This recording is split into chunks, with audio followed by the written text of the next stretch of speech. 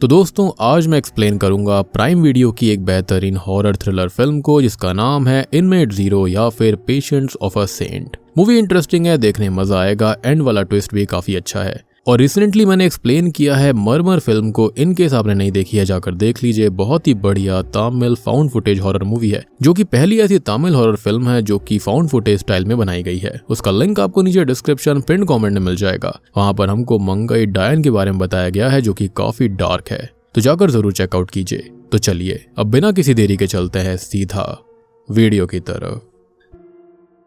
तो मूवी की शुरुआत होती है समुद्र को दिखाते हुए, जहां पर एक लड़की जिसका नाम स्टोन होता है वो अपने घर के बारे में बता रही थी। स्टोन को सामने एक लेडी दिखाई देती है जो कि मुस्कुराते हुए उसे अपने पास बुला रही थी, और फिर अचानक से वो लेडी समुद्र में चली जाती है। स्टोन उसके पास दौड़कर आती है कि तभी अचानक से हम स्टोन को एक अंधेरे रूम में बंद पाते हैं। वो चिल्ला के कहती है कि यहाँ से उसे बाहर निकाला जाए कि तभी हम उसकी आंख खुलते हुए नोटिस करते हैं जिसे स्ट्रेचर से बांध दिया गया था और एक अजीब सा व्यक्ति उसे कहीं ले जा रहा था। वो फिर से जोर से चिल्लाती है कि तभी अचानक से सीन शिफ्ट हो जाता है, जिसमें स्टोन अपनी आंखें डॉक्टर ब्रूक के सामने खोलती है, जहाँ पर वो बताते हैं कि मेडिकल ट्रायल्स चल रहे हैं। स्टोन एक कैदी है और उसके ऊपर डॉक्टर ब्रूक टेस्ट के लिए अलग अलग सवाल उससे पूछकर उसे एनालाइज कर रहे हैं। उन दोनों की बातों से हमको पता चलता है कि स्टोन असल में यूएस स्पेशल फोर्सेस में थी, जिसके अंदर वो स्टेट सेनेटर एलन के लिए एज अ बॉडीगार्ड काम किया करती। और फिर एक दिन उसने सेनेटर एलन को मारकर उसके पूरे परिवार को भी खत्म कर दिया था, और उसके लिए उसे मौत की सजा मिली है जो कि अगले महीने है,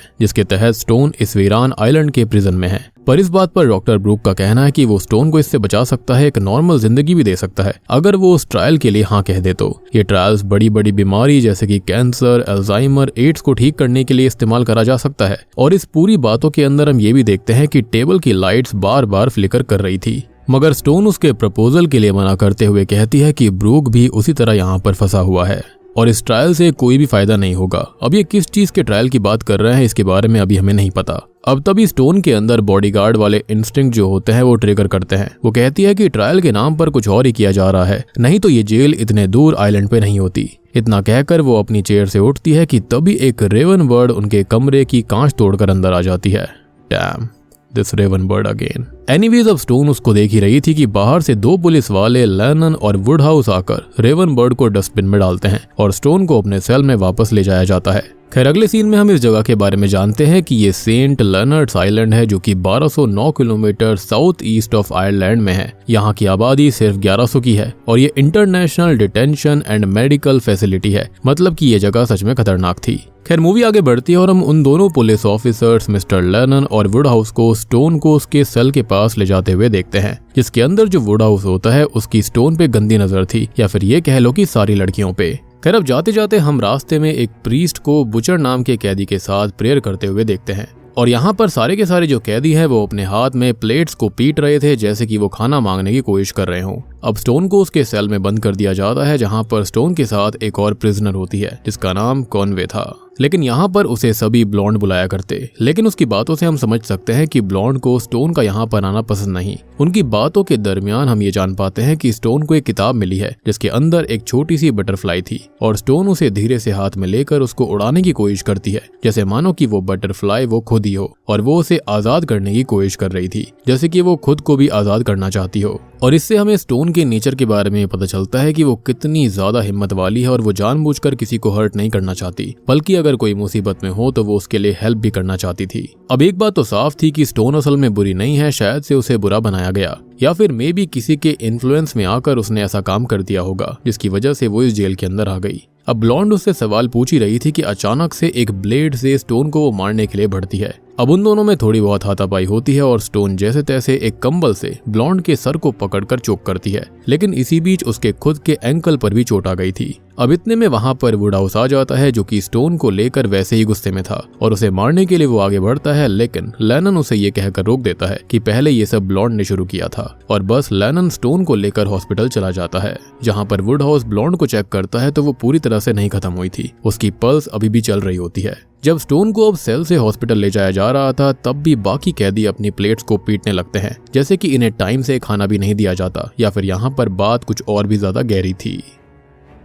अब यहाँ से सीन शिफ्ट होकर हम हॉस्पिटल की तरफ देखते हैं और डॉक्टर ब्रैग आराम से बैठकर बुक पढ़ते हुए स्नैक्स खा रही थी, जहाँ पर एक सॉफ्ट म्यूजिक चल रहा होता है। एक पुराना सा एसी भी था जिसकी हालत कुछ ठीक नहीं थी और उसके अंदर कुछ अजीब से कीड़े भी थे और ऐसे कीड़े हमें पूरी मूवी के अंदर देखने के लिए मिलते रहते हैं। यहाँ पर कुछ पेशेंट्स भी हैं जो कि बार बार वॉमिट कर रहे हैं और हॉस्पिटल को देखकर साफ पता चलता है कि किसी को हॉस्पिटल के पेशेंट्स की परवाह नहीं थी और ये सब ब्रैक के सामने चल रहा है। यहाँ पर मानो ब्रैक के लिए ये सब रोज का हो और उसे इससे कोई फर्क नहीं पड़ता। अब मिस्टर लेनन कहते हैं कि स्टोन को एंकल में चोट लगी है और ब्लेड से वार हुआ है, लेकिन इस बात पर भी डॉक्टर ब्रैक का कहना था कि ये तो वैसे भी मरने वाली है, इस पर इलाज करके क्या ही फायदा। पर लेनन जैसे तैसे ब्रैक को मनाकर स्टोन के इलाज के लिए उसे कन्विंस करता है। अब डॉक्टर ब्रैक जो कि अब तक स्नैक्स खा रही थी, वो बिना अपने हाथ साफ किए चेयर को खींचकर स्टोन के पास जाती है, जिसकी आवाज से बाकी पेशेंट्स को तकलीफ हो रही थी। लेकिन एज यूजुअल ब्रैक को इससे कुछ लेना देना नहीं है। अब वो घाव को साफ करने के बजाय वैसे ही उसके ऊपर स्टिचेस लगाने की शुरुआत कर देती है, वो भी ये कहते हुए कि पेन किलर वो बाहर जाकर बेचेगी। अब तभी एसी से कुछ आवाज आती है और थोड़ा सा हिलाने पर उसके अंदर से कीड़े नीचे गिरते हैं, जिनको मारने पर वो बिल्कुल च्युइंगम जैसे चिपक गए थे और ये कीड़े भी काफी अजीब थे। इनफैक्ट यहाँ पर सब कुछ ही काफी अजीब था। खैर इतने में 2 ऑफिसर्स एक और पेशेंट्स को लाते हैं जो कि डी ब्लॉक से था और यहाँ पर जो वुमेन ब्लॉक है वो सी ब्लॉक का है और मैन यहाँ पर डी ब्लॉक में। ए और बी ब्लॉक में कौन है ये अभी हमें बताया नहीं गया। खैर अब पहले तो ब्रैग उसका इलाज करने से मना करती है, ये कहते हुए कि डी ब्लॉक तो मर्दों का इलाका है और उसे मर्दों के हॉस्पिटल जाना चाहिए। फिर जब वो ऑफिसर्स ये बताते हैं कि ये डॉक्टर ब्रूक का पेशेंट है जो कि ट्रायल के बीच से ही भागने की कोशिश करते हुए पकड़ा गया, तो ब्रैग स्टोन के स्टिचेस को बीच में ही छोड़कर झट से उस पेशेंट की तरफ अपने हाथ साफ करके ग्लव्स पहन के जाती है और जबकि स्टोन के घाव को वो अपने झूठे हाथों से ही स्टिच कर रही थी। यानी कि यहाँ पर कुछ ना कुछ तो अजीब था जो कि डॉक्टर ब्रैग बताना नहीं चाहती। अब ब्रैग पेशेंट का इलाज करने की कोशिश तो करती है लेकिन इसका कोई फायदा नहीं था। तभी हम देखते हैं कि ब्लॉन्ड को भी हॉस्पिटल लेकर आया जाता है और नर्स उसे बेड से बांध देती है ताकि वो हॉस्पिटल से भाग ना जाए। तभी वहां पर वो प्रीस्ट आते हैं और ये वही प्रीस्ट है जिसको हमने थोड़ी देर पहले बुचर के साथ प्रेयर्स करते हुए देखा था। अब ये प्रीस्ट यहाँ पर क्यों है, भला आइसोलेटेड आइलैंड में प्रीस्ट का क्या काम था, तो इसका जवाब भी हमें नहीं मिला। अब तभी ब्रैग प्रीस्ट से ये कहती है कि अब ये सब उसके बस में नहीं है, पर शायद वो प्रीस्ट फाइनल राइट्स पढ़ने लगता है। अब हम परछाई में उस पेशेंट को देखते हैं जिसकी हालत बहुत ही ज्यादा खराब हो गई थी। वहां पर डॉक्टर ब्रूक भी आते हैं जो कि स्टोन की स्टिचेस को देखकर उसका इलाज करके पेशेंट को देखने चले जाते हैं। खैर अब तभी स्टोन उसी प्रीस्ट को रोककर पेशेंट के बारे में पूछती है, लेकिन वो कोई भी सीधा जवाब नहीं देते। उल्टा वो ये पूछते हैं कि स्टोन इस आइलैंड पे कैसा लग रहा है, जो कि काफी अजीब बात थी, जैसे कि वो उसको पहले से जानते हो। जिसके बाद स्टोन उससे पूछती है कि बुचर के साथ आप क्या कर रहे थे, जिसके जवाब में प्रीस्ट बताता है कि वो बस प्रेयर कर रहा था कि बुचर के सिंस की सजा उसकी बेटी को न मिले। अब रात की तरफ सीन आता है जहां पर हॉस्पिटल के अंदर हम कॉकरोच जैसे कीड़ों को पेशेंट्स के ऊपर चलते देखते हैं। हैरान कर देने वाली बात ये थी कि पेशेंट्स को इससे कुछ भी नहीं होता, जैसे कि वो बेसुध होकर ऐसे ही पड़े थे। कुछ के मुंह में तो कीड़े भी जा रहे होते हैं, लेकिन ये कीड़े स्टोन के ऊपर नहीं चल रहे थे। मुझे लगता है कि जो पेशेंट्स यहाँ पर लाए गए थे वो भी एक्सपेरिमेंट ट्रायल के बाद ही एडमिट करे गए होंगे, इसलिए वो पेशेंट्स वॉमिट कर रहे थे, सेम जैसे वो ऑफिसर डी ब्लॉक के पेशेंट्स को लेकर आए थे। उन्हीं पेशेंट्स के ऊपर ये कीड़े फीड कर रहे होंगे और अब आपको समझ में आया होगा क्यों इस हॉस्पिटल के अंदर हमें हर जगह कीड़े दिखाई दे रहे हैं।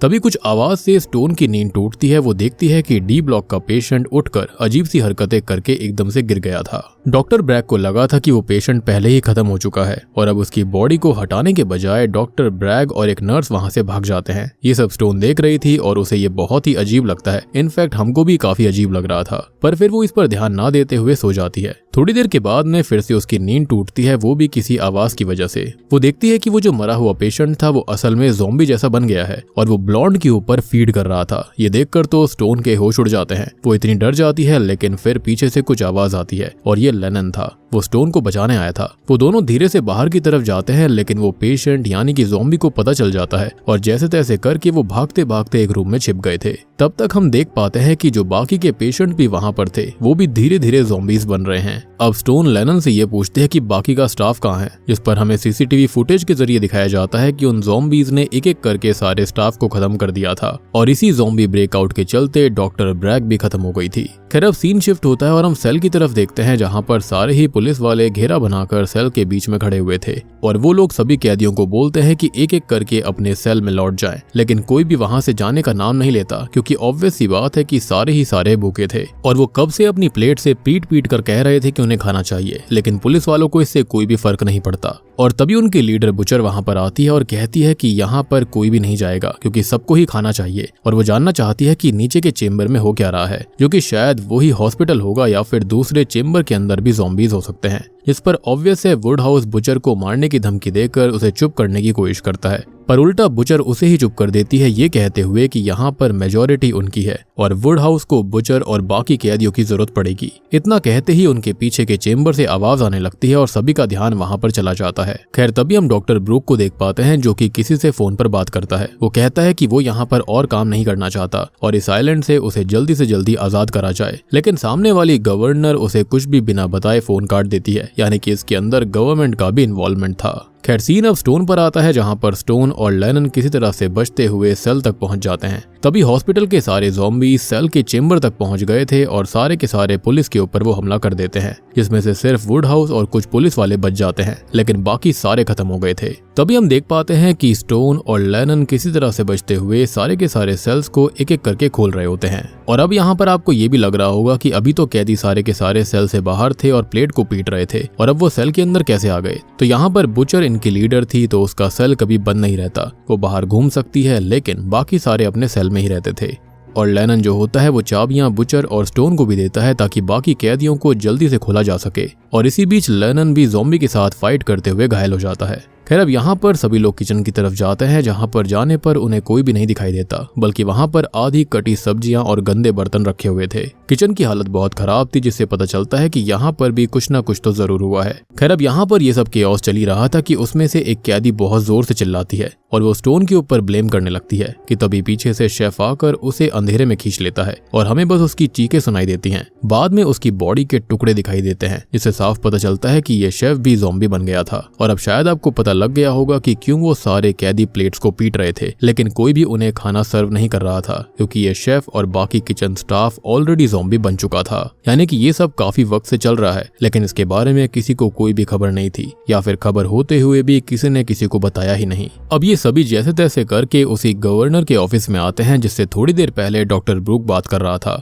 और यहाँ हम नोटिस करते हैं कि इसके पास एक लेडी की फोटो है और ये उसकी बहन एलिजाबेथ की थी। अब पहले तो वो सबको शूट का ऑर्डर देती है, लेकिन फिर जब बुचर समझाती है कि वार्डन यानी कि ये गवर्नर अकेले यहाँ से नहीं निकल सकती और उसे सभी लोगों की जरूरत पड़ेगी, जिसके चलते वो रुक जाती है। अब सब लोग ये बात कर रहे होते हैं कि स्टोन की नजर वार्डन के टेबल पर जाती है। अब उसके टेबल पर सारे कैदियों के डॉक्यूमेंट्स होते हैं, जिसको स्टोन पढ़ लेती है। वो ये भी कहती है कि मैंने किसी चीज का अप्रूवल नहीं दिया था, लेकिन उसके डॉक्यूमेंट में लिखा था कि शी एग्रीड, जबकि ऐसा कुछ भी नहीं है। वहीं बुचर को भी एक डॉक्यूमेंट मिलता है जिसके अंदर उसकी बेटी का नाम था। वो पूछती है कि मेरी बेटी का इन सबसे क्या संबंध है और वो यहाँ पर कैसे आ गए, और इस पर वो वार्डन यानी कि गवर्नर कोई जवाब नहीं देती। अब यहाँ पर एक कैदी जिसका नाम मोसिस था उसे दौरे पड़ने लगते हैं, जिसके चलते सब लोग कहते हैं कि इसे खत्म कर दो, शायद ये भी इन्फेक्टेड होगी। जिस पर बुचर कहती है कि नहीं, ये बीमार है और इसे डॉक्टर की जरूरत है। अब वहाँ के सीसीटीवी में हम देखते हैं कि डॉक्टर खुद भी अपने टेबल के नीचे छुपा हुआ था, क्योंकि उसके आसपास भी इन्फेक्टेड पेशेंट्स या फिर कह लो ज़ॉम्बीज आ गए थे। फिर स्टोन हिम्मत करती है और कहती है कि वो डॉक्टर को लेकर आएगी। अब स्टोन निकल जाती है डॉक्टर को लाने के लिए, लेकिन इसी बीच उसे कुछ ज़ॉम्बीज दिखते हैं, जहाँ पर वो नोटिस करती है कि लाइट पड़ने पर ये ज़ॉम्बीज बिल्कुल भी मूव नहीं कर रहे थे। और यहाँ पर हमको पता चलता है कि ये जो ज़ॉम्बीज हैं वो लाइट की प्रेजेंस में स्टैचू बन जाते हैं। लेकिन ज़ॉम्बीज को ये पता चल गया था कि स्टोन वहां पर है और वो उसकी तरफ बढ़ने की कोशिश करने लगते हैं, लेकिन लाइट चालू होने की वजह से वो उसके पास नहीं आ सकते थे। और इसी बात का फायदा उठाकर वो वहां पर गिरे हुए सारी गन्स को ले लेती है और आगे बढ़ने लगती है। अब जैसे तैसे करके वो डॉक्टर ब्रूक के कैबिन तक पहुंच जाती है और उसको साथ लेकर वापस आती है, लेकिन रास्ते में उन्हें एक ज़ॉम्बी दिखाई देता है, जिससे स्टोन तो बचकर आगे निकल गई थी, लेकिन डॉक्टर ब्रूक भी जैसे तैसे आ ही रहा होता है। खैर अब जैसे तैसे करके वो डॉक्टर ब्रूक के कैबिन तक पहुंचकर उसे वापस ले आती है, लेकिन अब तक लेनन की तबीयत बिगड़ गई थी, उसके अंदर ज़ॉम्बी वाले सिम्टम दिखाई देने लगे हैं। ये लोग अब लेनन को चेयर से बांध देते हैं और स्टोन डॉक्टर ब्रूक से रिक्वेस्ट करती है कि प्लीज वो लेनन को किसी भी हाल में बचा ले, क्योंकि लेनन ने ही स्टोन की जान बचाई। पर वो कहता है कि कुछ नहीं हो सकता, इसका सिर्फ एक ही उपाय है, और ऐसा कहकर वो उसके हाथ में गन देता है और अब स्टोन को ना चाहते हुए भी लेनन को शूट करना पड़ता है। यानी कि अगर ज़ॉम्बी ने किसी को काट लिया या फिर इंजर्ड कर दिया तो वो भी ज़ॉम्बी में कन्वर्ट हो जाएगा और उसका फिर एक ही उपाय है कि उसे खत्म ही करना होगा। अब तभी बाहर से आवाज आने लगती है, क्योंकि मेन गेट से बहुत सारे लोग दरवाजा पीट रहे थे। ये सभी लोग अंदर बैठे सीसीटीवी से देख रहे होते हैं। अब बुचर को लगता है कि इसमें उसकी बेटी भी हो सकती है, जबकि गवर्नर को ऐसा लग रहा था कि उसकी बहन भी है जो कि बाहर आइलैंड में फंसी हुई है। स्टोन कहती है कि हमें उनकी हेल्प करनी चाहिए और इसके लिए वो बुचर को अपने साथ चलने के लिए कहती है। उसके साथ वार्डन यानी कि गवर्नर भी आती है और ये तीनों ही अब निकल जाते हैं बाकी बाहर बचे हुए लोगों की हेल्प करने के लिए। ये किसी चेम्बर से होते हुए जाते हैं जहाँ पर गवर्नर की वजह से लाइट चालू थी, लेकिन वो भी अभी थोड़ी ही देर में बंद हो जाएगी। खैर अब गवर्नर कहती है कि इस इलेक्ट्रिक चेयर को चार्ज रखने के लिए जनरेटर लगता है, जिसके लिए बैटरीज हमेशा चार्ज करके रखी जाती हैं और इसी जनरेटर की वजह से लाइट चल रही है। अब ये लोग मेन गेट तक तो पहुंच जाते हैं और जैसे तैसे दरवाजा ओपन करते हैं। तभी हमें ऑफिस का रूम दिखाया जाता है जहाँ पर सब गोलियों की आवाज सुन रहे थे, जिससे कि हमको पता चलता है कि इसमें ज़ॉम्बीज़ ही थे और ये लोग उनको मार रहे हैं। सीन अब फिर से ऑफिस की तरफ जाता है जहाँ पर हम एक लड़की को बैठा देखते हैं, मतलब कि सारे ही ज़ॉम्बीज़ नहीं थे। अब बुचर उस लड़की से अपनी बेटी के बारे में पूछती है और गवर्नर अपनी बहन के बारे में, पर इन सब का कोई फायदा नहीं होता और वो लड़की किसी को नहीं जानती थी।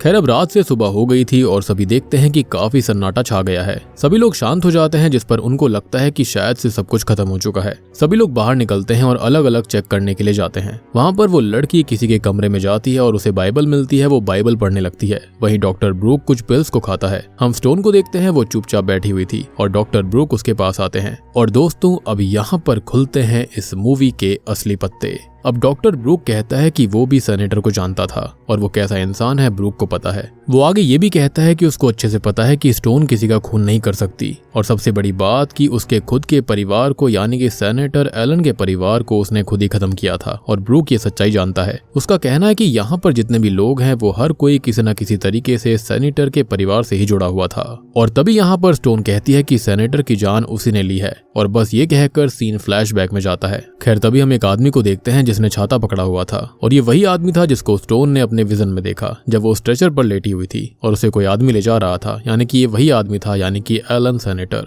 तब स्टोन उसको बताती है कि सेनेटर हर रोज उसके परिवार को मारा पीटा करता था और जब एक दिन गुस्से में आकर स्टोन उसको एक जगह पर लेकर गई तो उसने ये कहा कि ये सब बंद कर दो, लेकिन दूसरे दिन उसने फिर वही दोहराया जिसके अंदर उसने इस बार अपने बीवी बच्चों को मार डाला। स्टोन ये बताती है कि उसका घर एक बीच पर है और ये वही बीच है जिसके विजन उसे शुरुआत में दिखाए गए थे और अगर वो जिंदा रही तो वो अपने घर जाना चाहती है। तभी वुड हाउस को दिखाया जाता है जिसमें वो बात कर रहा होता है एक कैदी से और अब हम इनकी बातों से जान पाते हैं कि इन दोनों का अफेयर है और ये दोनों ही सबको छोड़कर भागने की तैयारी कर रहे थे। अब इतने में ही दरवाजे की आवाज आती है और ब्रूक बाहर चला जाता है ये कहते हुए कि उस चीज को उसके पास मत आने देना। अब स्टोन एक गन को उठा लेती है और सीधा गवर्नर के ऑफिस में चली जाती है जहां पर वो सीसीटीवी फुटेज के अंदर देख रही होती है जिसके अंदर वो पेशेंट जिसने कि सबको इन्फेक्ट कर दिया था यानी कि पेशेंट 0 उसके ऊपर एक्सपेरिमेंट चल रहा था। इसी बीच गवर्नर खुद को खत्म करने की कोशिश करती है लेकिन सही समय रहते स्टोन उसको बचा लेती है। वो कहती है कि गवर्नर ने एक बहुत बड़ा सपना देखा था कि सारी बीमारियों को वो ठीक कर देगी जैसे कि एड्स, कैंसर, अल्जाइमर और इसके लिए उन्होंने 13 देशों में से ऐसे कैदियों को चुना था जिसको मौत की सजा मिली है। अब स्टोन ये सब सुनकर कुछ कर पाती कि तभी उसके ऑफिस के ऊपर ज़ॉम्बीज अटैक कर देते हैं। लेकिन अजीब बात ये थी कि वो ज़ॉम्बीज दिन में घूम रहे थे जबकि बाकी तो लाइट्स में मूव भी नहीं कर सकते थे। शायद से ये वो ज़ॉम्बीज होंगे जो कि मेन गेट से आए थे। फिर अचानक से कुछ हो जाता है और ये ज़ॉम्बीज लौट जाते हैं। स्टोन दरवाजा खोलती है ये जानने के लिए कि वो ज़ॉम्बीज वापस क्यों जा रहे हैं कि तभी एक ज़ॉम्बी उनके ऑफिस में आती है। ये थी एलिजाबेथ यानी कि गवर्नर की वही बहन जो कि बाहर आइलैंड में फंसी हुई थी, जिसको देखकर स्टोन उसे शूट करने वाली थी लेकिन गवर्नर उसे रोकते हुए ये कहती है कि मेन आइलैंड में इसका इलाज है और वो एलिजाबेथ को ना मारे। स्टोन रुक जाती है और सीन फिर से शिफ्ट हो जाता है। गवर्नर आगे कहती है कि ये आइलैंड पूरी तरह से आइसोलेटेड है और बाहर जितने भी लोग हैं वो ऑलरेडी इन्फेक्टेड हैं और बाहर की दुनिया से उनका कनेक्शन सिर्फ एक ही चीज से हो सकता है जो कि है सप्लाई वाली शिप और वो हर हफ्ते एक ही दिन यहाँ पर आती है और उनको 5 दिन और इंतजार करना पड़ेगा यानी कि यहाँ से बाहर निकलने के लिए। खैर अब हम बाकी ऑफिसर्स और प्रिजनर्स को देख पाते हैं जो कि सोचते हैं कि अब वो यहाँ से कैसे बाहर जाएंगे। वो लोग तभी एक प्लान बनाते हैं और वुड हाउस कहता है कि हम में से किसी भी एक को यहाँ पर चारा बनना पड़ेगा और ज़ॉम्बीज को डिस्ट्रैक्ट करना होगा और इसी के चलते फिर वो दूसरे रास्ते से बाहर भागेंगे और वो ऐसा करता भी है। वो अपने ही एक साथी को बेहोश करके खत्म कर देता है और ज़ॉम्बीज के हवाले करता है। अब इनके लिए एक रास्ता क्लियर सा हो गया था क्योंकि सारे ही ज़ॉम्बीज दूसरी तरफ आ गए थे तो ये सभी लोग भागने लगते हैं। अब तक वुड हाउस ने एक एक करके जितने भी उसके साथी थे उन सबको ज़ॉम्बीज का चारा बना दिया था। जिसके बाद हम एलिजाबेथ को बंधा हुआ देखते हैं जिसको स्टोन खींच कर ले जा रही है और उसके साथ गवर्नर भी थी। ये लोग बुचर, कुछ कैदी और वुड हाउस को देखते हैं। अब स्टोन बाकी लोगों के बारे में पूछती है जिस पर बुचर उसे एक एक करके चारा बनाने वाली बात बताती है। वुड हाउस का शुरुआत से ही यही प्लान था, बस वो और उसकी गर्लफ्रेंड भाग पाएं और इसके लिए उसने सबको अपने साथ रखा। अब वुडहाउस और उसकी गर्लफ्रेंड बाकी लोगों को भी गन पॉइंट पर लेकर खत्म करने ही वाले थे कि तभी जैसे तैसे करके स्टोन उसकी गर्लफ्रेंड को ही इंजेक्शन लगाकर उसे बेहोश कर देती है और जो एलिजाबेथ ज़ॉम्बी होती है वो वुडहाउस को काट लेती है, जिसके बाद बुचर वुडहाउस को उसी इलेक्ट्रिक चेयर पर बैठाकर खत्म कर देती है। अब ये सभी लोग एक हॉस्पिटल के ही एक रूम में आकर गवर्नर से पूछते हैं कि यहाँ से बाहर कैसे जाया जा सकता है। तो गवर्नर कहती है कि सिर्फ उसकी आवाज से ही कॉल पर बात हो सकती है और हेलीकॉप्टर को बुलाया जा सकता है, लेकिन क्योंकि शुरुआत से ही लाइट्स फ्लिकर हो रही थी और अब मेन पावर सप्लाई भी बंद है तो टेलीफोन लाइन भी बंद हो चुकी है और वो किसी से भी संपर्क नहीं कर सकते। तब स्टोन कहती है कि पावर बैकअप तो इलेक्ट्रिक चेयर रूम में है और अगर वो सभी उस रूम तक पहुंच जाए तो वहां के टेलीफोन से संपर्क हो सकता है, और बस वो सभी निकल जाते हैं अब इस इलेक्ट्रिक चेयर वाले रूम की तरफ। खैर अब ये लोग आधे रास्ते तक तो आ गए थे, लेकिन और आगे बढ़ने के लिए फिर इन्हें ज़ॉम्बीज़ को डिस्ट्रैक्ट करना पड़ता, जिसके लिए फिर से किसी और को कुर्बानी देनी पड़ेगी, जिसके लिए मोसेस कहती है कि मैं उन्हें मारने की कोशिश करूंगी। और आगे वो बढ़ती भी है, लेकिन जैसे ही वो आगे जाती है सारे ज़ॉम्बीज़ की आवाज आने लगती है, जिससे कि हमको पता चलता है कि हाँ अब मोसेस भी उनका चारा बन गई है और ये लोग जैसे तैसे आगे बढ़ते हैं। सबको दुख तो हो रहा था, लेकिन क्या ही करा जा सकता है। खैर अब यहाँ पर खाली 6 लोग बचे थे, डॉक्टर ब्रूक, वो नई लड़की, बुचर, गवर्नर, उसकी ज़ॉम्बी बहन और स्टोन खुद। अब ये लोग मेन आइलैंड से संपर्क करने के लिए इलेक्ट्रिक रूम तक पहुंच गए थे, लेकिन वहां की लाइन कटी होती है जिसको बुचर जोड़ देती है और अब गवर्नर कॉल करके यहाँ के खराब हालात के बारे में बताती है और यहाँ से निकलने के लिए हेलीकॉप्टर की डिमांड करती है, जिस पर वो कुछ खास जवाब नहीं देते और कॉल कट जाती है। और बस क्या था, वो एलिजाबेथ ज़ॉम्बी अपनी ही बहन को काट लेती है, यानी कि गवर्नर को भी काट लिया जाता है और यहीं पर बुचर उन दोनों को भी खत्म कर डालती है। यानी कि जब हेल्प आने ही नहीं वाली थी तो यहाँ पर वैसे भी उसको जिंदा रखकर फायदा ही क्या था। दूसरी ओर हमको दिखाया जाता है कि मोसेस अभी भी जिंदा है और वो उसी इलेक्ट्रिक चेयर के पास पहुंच गई है। और अब यहाँ पर आप कंफ्यूज मत होना कि ये दोनों कैसे ही इलेक्ट्रिक चेयर के पास आ गए। यहाँ पर ये अलग अलग इलेक्ट्रिक चेयर्स हैं, एक तो नॉर्मल वाली है और एक है जनरेटर बैकअप वाला रूम।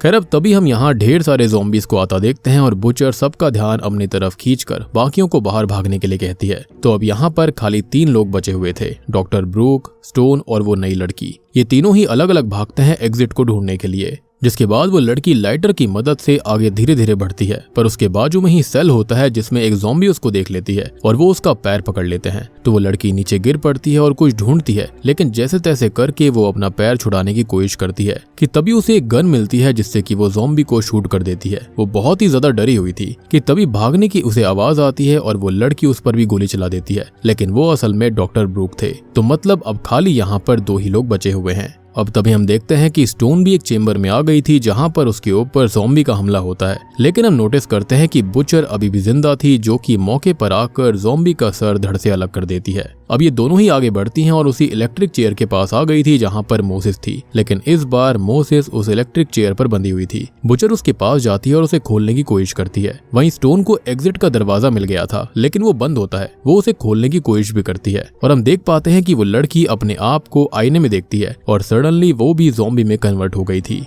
यहाँ पर बुचर मोसेस को खोल ही देती है, लेकिन पता चलता है कि वो भी ज़ॉम्बी बन गई थी और वो बुचर को ही काट लेती है। यानी कि अब बस सिर्फ स्टोन ही बची थी, जिसको बुचर ये कहने लगती है कि वो वहां से भाग जाए क्योंकि वो खुद भी इन्फेक्टेड हो चुकी है। तो बुचर यहाँ पर आकर अब क्या ही करेगी, यानी कि खाली यहाँ पर नॉन इन्फेक्टेड पर्सन एक ही था, जो कि कोई और नहीं, स्टोन खुद है। अब फाइनली हम स्टोन को देखते हैं जो कि जेल से बाहर आकर बीच के किनारे भाग रही होती है, जिसकी आंखों में खुशी के आंसू थे। ऑब्वियस सी बात है, सोचकर देखो कि आप ऐसी जगह पर कैद हो जहां से बाहर निकलना नेक्स्ट टू इम्पॉसिबल है, तो वहां पर सनलाइट मिल जाए तो कितनी खुशी की बात होती है। अब वो इस खुशी को एक्सपीरियंस कर ही रही थी कि उसके सामने हेलीकॉप्टर आता है, यानी कि उन लोगों ने उनकी बात सुनी थी। अब वो ऑफिसर्स उसको रेस्क्यू करके हेलीकॉप्टर में बैठाकर ले जाते हैं। खैर अब एंडिंग सीन में हमको दिखाया जाता है कि हेलीकॉप्टर वापस जा रहा था और स्टोन ऊपर से उस आइलैंड को, उस प्रिजन को देख रही होती है। खैर अब वो आंखें बंद करके सोचती है उसी लेडी के बारे में जो कि हमको शुरुआत में दिखाई गई थी, जो कि शायद से उसकी खुद की माँ होगी, और वो उसके साथ बीच पर बहुत ही ज्यादा अच्छे पलों को याद कर रही थी। लेकिन ये मूवी अभी भी खत्म नहीं हुई है, क्योंकि स्टोन जब ये सब सोच रही थी तभी उसका ये सपना टूट जाता है, क्योंकि उसे अपने अंदर ज़ॉम्बी वाले सिम्टम्स दिखाई देने लगते हैं। यानी कि कहीं ना कहीं उसके अंदर कोई ना कोई छोटा मोटा स्क्रैच लग गया होगा। और बूम, इसी के साथ में पेशेंट्स ऑफ अ सेंट या फिर इनमेट 0 मूवी यहीं पर खत्म हो जाती है।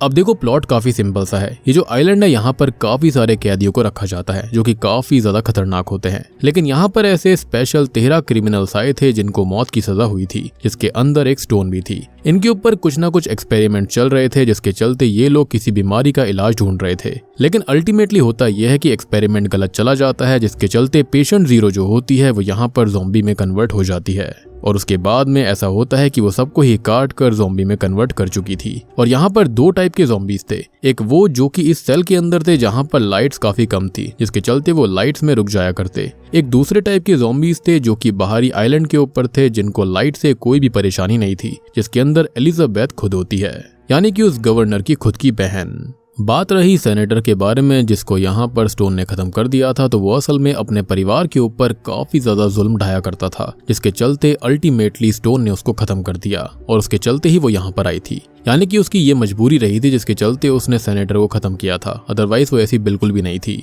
लेकिन अंत में वो खुद भी इन्फेक्टेड हो जाती है और अब मुझे ऐसा लगता है कि या तो वो हेलीकॉप्टर के अंदर सबको काट लेगी या फिर वो यहाँ पर खुद ही वहां से नीचे कूद जाएगी, जिसके चलते किसी और के साथ ऐसा ना हो, या फिर ये भी हो सकता है कि अब शहर में जाकर ज़ॉम्बी ब्रेकआउट हो जाएगा।